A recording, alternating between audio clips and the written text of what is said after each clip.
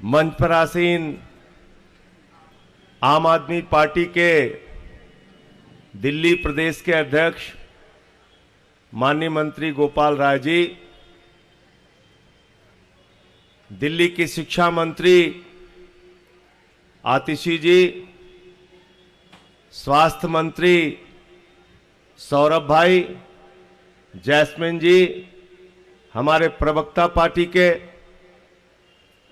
विधानसभा की उपाध्यक्ष राखी बिरलान जी, हमारे सभी माननीय विधायकगण, पार्षदगण, माताओं बहनों, नौजवान साथियों, दोस्तों, आज बाबा साहब डॉक्टर भीमराव अंबेडकर जी की जयंती के अवसर पर हम सब लोग यहां पर एकत्रित हुए हैं। जब मैं आया तो दिल्ली की मेयर डॉक्टर शैली ओबराय जी अपनी बात रख रही थी। उसके बाद राखी बिरलान जी ने अपनी बात रखी। आज सबकी चिंता क्या है? अभी जो शपथ आपने ली उसका अंतिम वाक्य यह आम आदमी पार्टी के कार्यकर्ताओं के लिए एक शपथ का वाक्य मात्र नहीं होना चाहिए। यह आम आदमी पार्टी के कार्यकर्ताओं के लिए एक संकल्प होना चाहिए कि अंतिम सांस तक बाबा साहब के द्वारा बनाए गए संविधान को बचाने के लिए लड़ाई लड़ेंगे।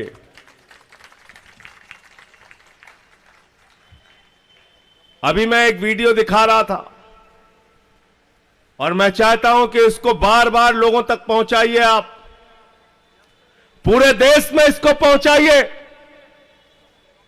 अयोध्या के एक माननीय सांसद जी हैं, उन्होंने कहा नरेंद्र मोदी जी का काम 272 में नहीं चल रहा। आदिल भाई, सांसद जी कह रहे हैं 272 में काम नहीं चल रहा मोदी जी का। अगर संविधान बदलना है तो 2/3 बहुमत चाहिए, इसलिए आप लोग ज्यादा से ज्यादा सीट दीजिए, हमें संविधान बदलना है। कितनी खतरनाक बात है, कितनी खतरनाक बात है।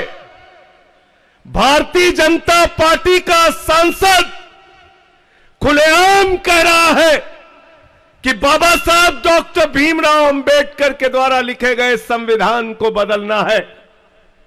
मैं आज इस पार्टी ऑफिस के कार्यालय से भारतीय जनता पार्टी और आरएसएस के लोगों को कहना चाहता हूं, जब तक आम आदमी पार्टी का कार्यकर्ता है, भारत के संविधान को बचाने के लिए अंतिम सांस तक लड़ाई लड़ेगा। ये शपथ हमने ली है और इसको हम पूरा करेंगे।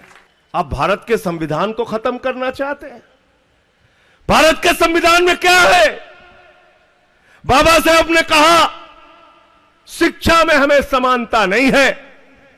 समाज के वंचित लोग, समाज के पिछड़े लोग हजारों हजार साल से जाति व्यवस्था के कारण जिनको उनका अधिकार नहीं मिला, मंदिरों में प्रवेश करने के नाम पर भी जिनके साथ भेदभाव किया गया, तालाब में पानी पीने के नाम पर भी जिनके साथ भेदभाव किया गया, स्कूल में पढ़ाने के नाम पर भी जिनके साथ भेदभाव किया गया, बाबा साहब ने कहा शिक्षा का समान अवसर हिंदुस्तान के सभी वर्ग के लोगों को मिलना चाहिए।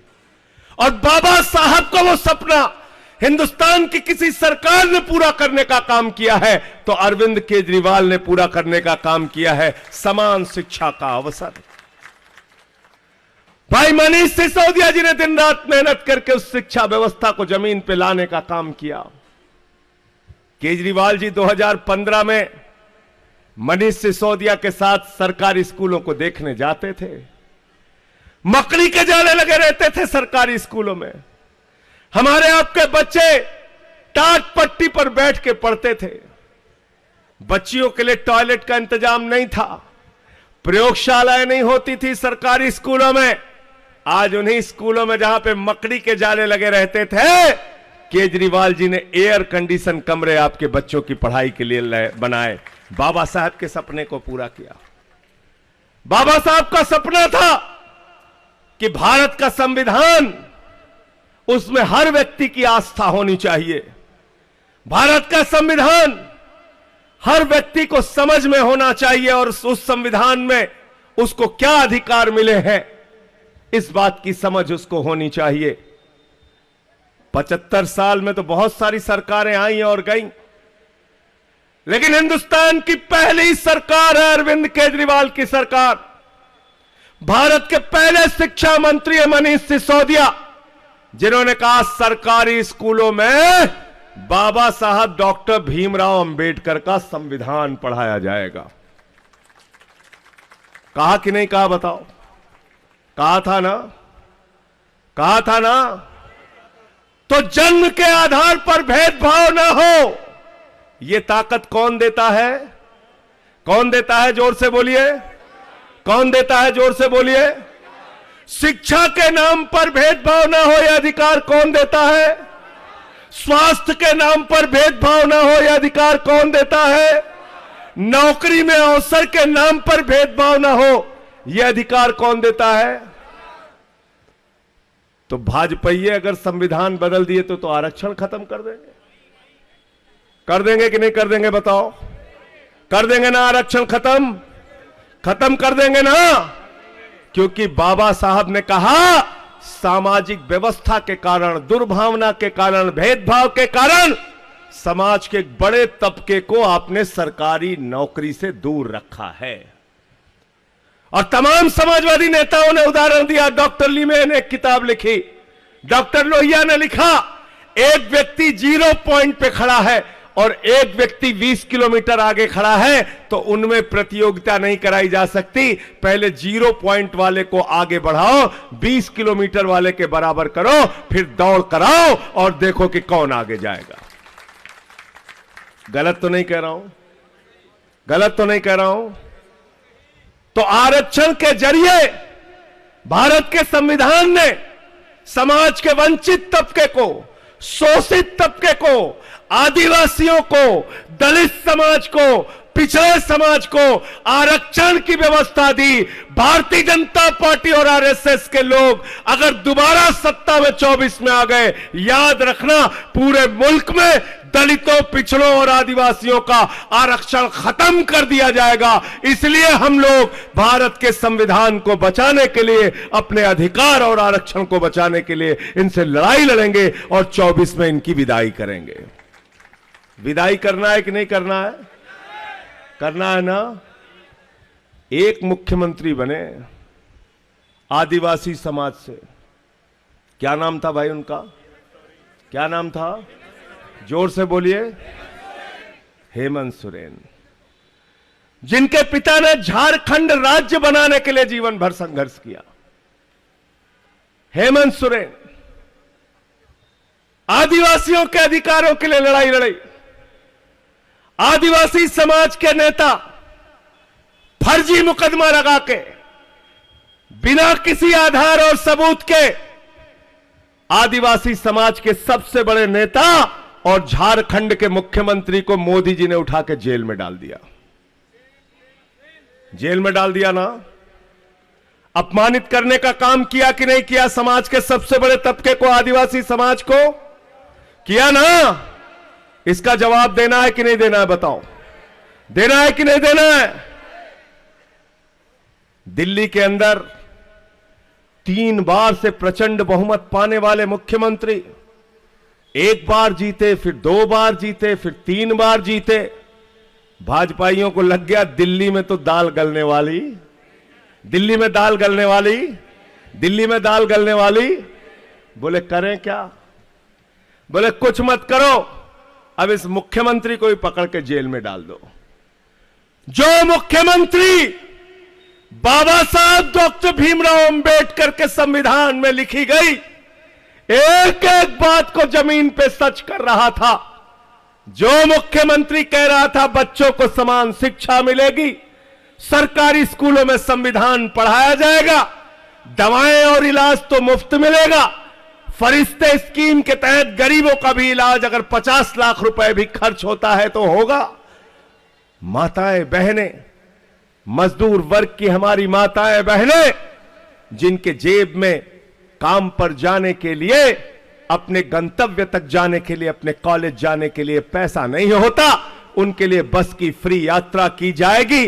बिजली फ्री देके, पानी फ्री देके, समाज के सबसे अंतिम पायदान पर खड़े हुए व्यक्ति को सुविधा दी जाएगी। जब ये सपना केजरीवाल ने देखा और जमीन पे सच करना शुरू किया तो मोदी जी और भाजपा वाले घबरा गए। बोले अगर ऐसे काम पूरे देश में होने लगा तो हमारी तो दुकान बंद हो जाएगी। दुकान पंजाब पहुंचे, वहां दुकान बंद हो गई भाजपाइयों की। अकाली दल के साथ मिलके लूटखोरी कर रहे थे, वहां से साफ हो गए। गुजरात पहुंचे, 14% वोट लेके आए, 5 विधायक हमारे जीत गए। गोवा पहुंचे, 6.5% वोट लेके आए, 2 विधायक हमारे जीते। 15 साल से एमसीडी में दिल्ली को कूड़ादान बना रखा था भाजपाइयों ने। झाड़ू वाले निकले, मार झाड़ू मार झाड़ू मार झाड़ू, एमसीडी से सारा कूड़ा साफ कर दिया। कर दिया कि नहीं कर दिया भाई? वो पहाड़ नीचे जा रहा है कि ऊपर जा रहा है? वो कूड़े वाला पहाड़ देखा था ना, देखा था ना, नीचे जा रहा है ना। तो केजरीवाल को गिरफ्तार करने के पीछे एकमात्र कारण है, ये जो तस्वीर आपके सामने रखी है, बाबा साहब डॉक्टर भीमराव अंबेडकर, भारत के संविधान के निर्माता के सपनों को जमीन पर पूरा करने का काम अरविंद केजरीवाल कर रहे थे, इसलिए उनको पकड़ के जेल में डाला गया है। तो जेल का जवाब, जेल का जवाब, जेल का जवाब, जेल का जवाब, जेल का जवाब। मैंने सुना दिल्ली के एलजी साहब एक कार्यक्रम में कह रहे थे, ये जेल से सरकार तो नहीं चलेगी। भाजपाई कह रहे थे जेल से सरकार तो नहीं चलेगी।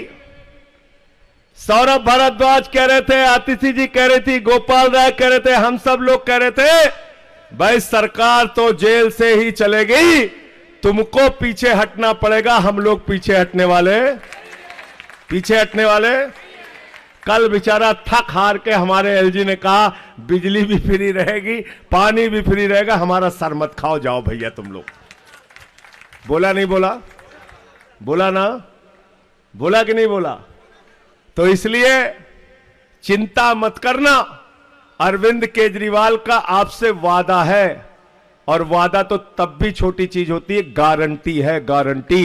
एक एक कही गई बातें पूरा करने का काम करेंगे। और भारत की पहली सरकार है केजरीवाल की सरकार, जो घोषणा पत्र में लिखे गए वादे से, गारंटी से ज्यादा काम करके हमने दिखाया। दिखाया कि नहीं दिखाया बताओ भाई? 1000 रुपए तो हमारे घोषणा पत्र में नहीं था ना आतिशी जी? नहीं था। मैं उस समय जेल में था, मैंने टीवी पे देखा तो मेरा सीना चौड़ा हो गया। हमारी माताओं बहनों के आर्थिक संकट को समझने का काम दिल्ली के मुख्यमंत्री ने किया।